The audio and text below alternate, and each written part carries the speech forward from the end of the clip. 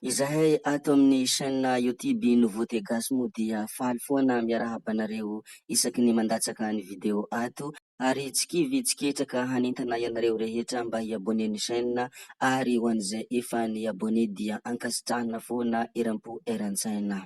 Hatrizay moa isika dia miresaka mikasika ny vaovao mitranga eto amin'ny tany sy ny firenena ary miresaka ny zava-misy eto a Madagasikara ihany koa. Fa androany isika dia hiova kely amin'ny mahazatra hiresaka ny zava-misy tsapa sy hita eny amin'ny fiarahamonina eny. Tsy inona moa ny resaka ataontsika androany fa resaka mikasika Wawa sy Dr Love. Izy roa reo dia samy mpanakanto ary Wawa dia iarahantsika mahalala fa mpanakanto efa konka ary fanta-daza ihany koa, fa i Dr Love dia mpanakanto mbola vosondotra ary efa anisany tena manana ny lazany ihany koa.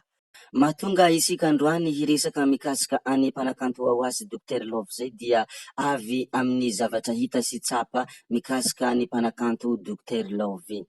Raha vantany vao mahita mpanakanto Dr Love ny olona rehetrarehetra dia maro ny mahatsikaritra fa tena ohatrany misy itovizana amin'ny Wawa tokoa ny mpanakanto Dr Love. Ka io indrindra mahatonga olona tafametra-panontaniana foana isan'andro hoe sao de mba avany Wawa ary i mpanakanto Dr Love. Maro ny mametra-panontaniana toy izany ao amin'ny pejiny Dr Love fa i Dr Love dia tsy mba mamaly eny na teny iray aza. Ny sasany moa dia manontany any amin'ny pejiny Wawa sao de mba zanakao ary ity Dr Love ity, fa Wawa kosa dia tsy mamaly ihany koa na teny iray aza. Nohon' izany dia mijaly saina ireo mpankafy ary tafieritreeritra lalina de lalina sao de ary mba havany Wawa i mpanakanto Dr Love, ary ny sasany moa dia milaza mihitsy fa hoe sao de mba zanaky Wawa ary ity Dr Love ity. Arak'izany moa eny amin'ny fiarahamonina eny dia rehefa mandeha io ady hevitra mikasika any Dr Love sy Wawa io dia ny olona rehetrarehetra miara-manaiky fa tena mitovy tokoa i Dr Love sy Wawa, fa ny filazana fa hoe zanaky Wawa izy dia maro ny manda izany fa mety kisendrasendra fotsiny ity ozy izy olona fa mety tsy zanaka Wawa akory raha i mpanakanto Dr Love.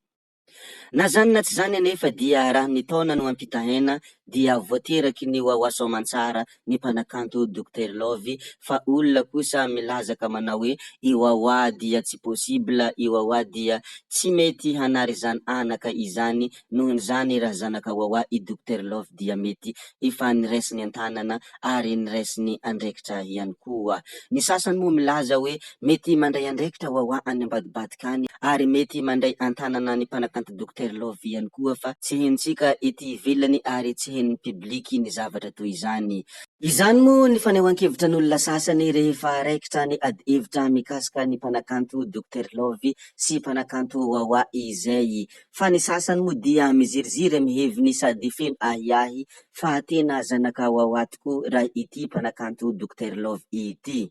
Ary efa nisy fotoana ihany koa ny herinandro vitsivitsy lasa izay efa nilaza tamin'ny mpanakanto Dr Love i mpanakanto namany, tsy iza moa izany fa Diorsi. Diorsi koa dia anisan'ny mpanakanto malaza eto a Madagasikara ary efa nilaza tamin'ny mpanakanto Dr Love izy nanao hoe ry zandria,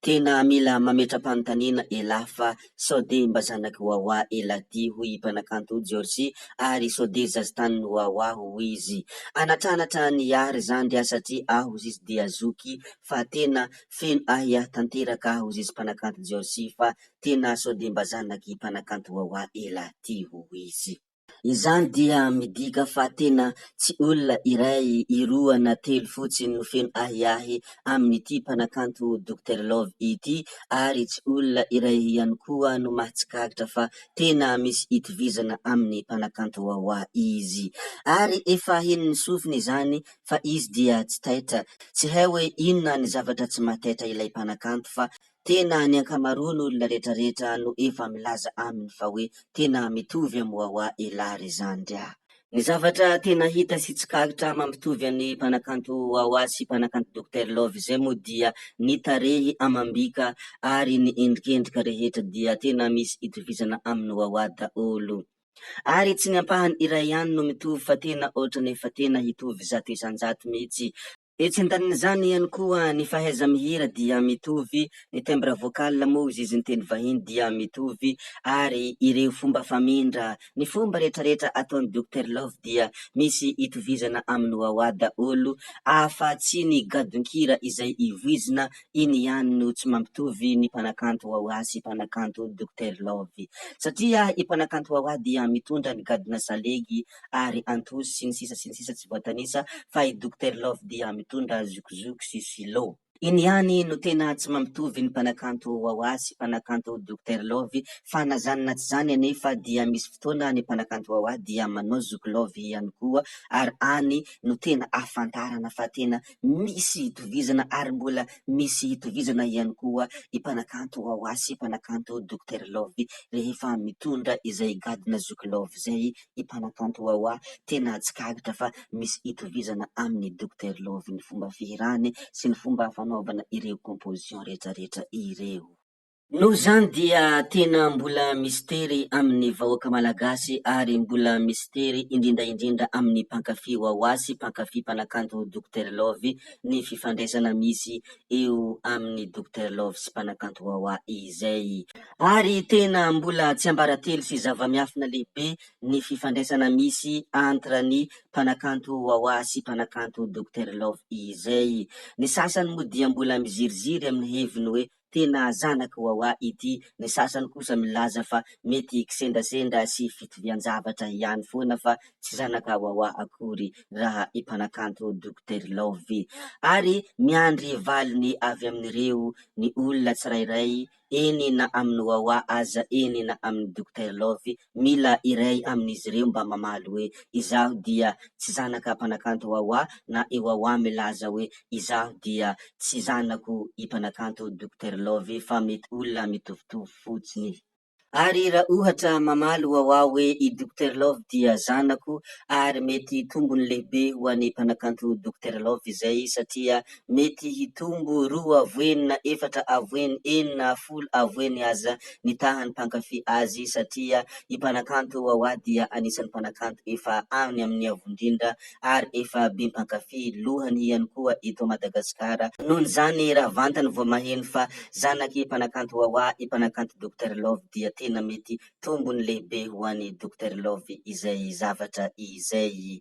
Eny ankehitriny tsapa sy ekena fa efa anisan'ny tena malaza ny mpanakanto Dr Love, fa raha oharina amin'ny wah-wah dia mbola i wah-wah no malaza lavitra raha oharina amin'izay Dr Love izay. Nohon' izany tsy tokony misy anafenana ny zava-misy, tsy tokony misy anafenana hoe zanaky wah-wah i mpanakanto Dr Love, fa tsy misy akony amin'ny laza izany, izany hoe tsy misy akony ratsy izany, fa mety ho tombotsoa lehibe ho an'ny mpanakanto Dr Love ny fahafantaran'olona fa hoe zanaka wah-wah izy. Na zany na tsy zany anefa dia tsy tokony terena ny zavatra marina, rehefa tsy zanany dia tsy zanany foana ary tsy azo forsena ity fiainana ity, ary i mpanakanto wah-wah raha teo dia tsy mitovy amin'ny namany, izy dia anisan'ny tsy tia baizy ary tsy mba tia izany lengalenga izany, rehefa tsy zanany dia tsy zanany ihany. Noho zany dia apetraka antsika hatreo ny resaka mikasika an'izay Dr Love sy wah-wah zay, fa kanefa kosa dia arahintsika hankaiky ny mety ho tohiny ny tantara,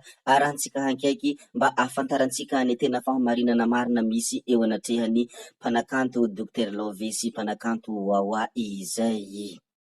Fa afaka mametraka komantera ihany koa raha ohatra ka misy olona manana fahalalana sy manana fahaizana bebe kokoa mikasika ny fifandraisana misy eo amin'ny mpanakanto wah-wah sy mpanakanto Dr Love izay, apetraho ao amin'ny komantera, satria ny tanjontsika dia mba ahafantatra ny marina ary fanakalo hevitra amin'izay zavatra samy ananantsika tsirairay avy. Koa dia apetraka antsika hatreo fa ho hitantsika kelikely ny tohiny, hametra veloma izahay, veloma vetivety fa tsy hoe veloma mandrakizay gaby hoy. Tsao tsao.